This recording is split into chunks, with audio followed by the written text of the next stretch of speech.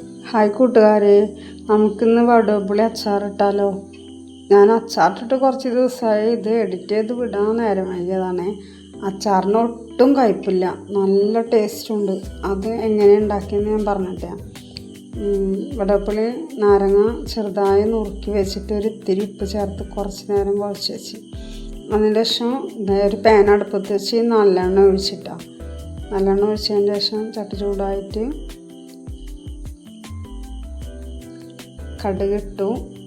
കടുകിട്ടതിന് ശേഷം കടുക് പൊട്ടിയതിന് ശേഷം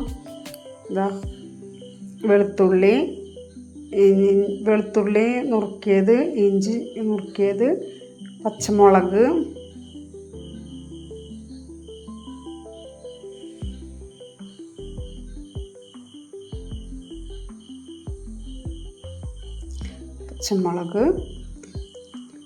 വേപ്പില,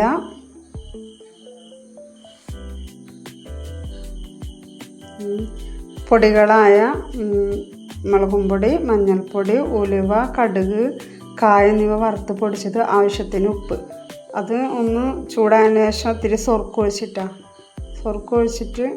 അതൊന്ന് തിളച്ച് എല്ലാം ചേർന്നതിന് ശേഷം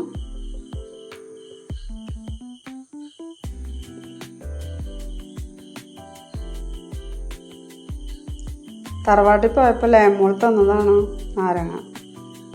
അതൊക്കെ തണുത്തതിന് ശേഷമാണ് ഈ നാരങ്ങ അരിഞ്ഞ് വെച്ചതിലേക്ക് ഇത് ഗ്രേവി ഒഴിച്ചത് ഇട്ടാ, ചൂടാറിയതിന് ശേഷം.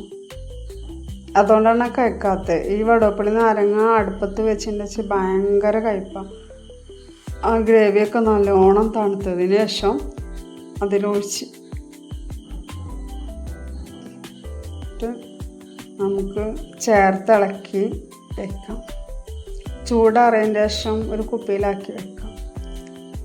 നല്ലോണം ചേർത്തിട്ട് ഞാൻ ചൂടാറാൻ വേണ്ടിയിട്ട് ആ പരന്ന് ഫ്രൈ പാനിലേക്ക് തന്നെ കോരി വെച്ചിട്ടുണ്ടായിരുന്നു കേട്ടോ. അതാ ചിക്കി വെച്ചിട്ടുണ്ട്.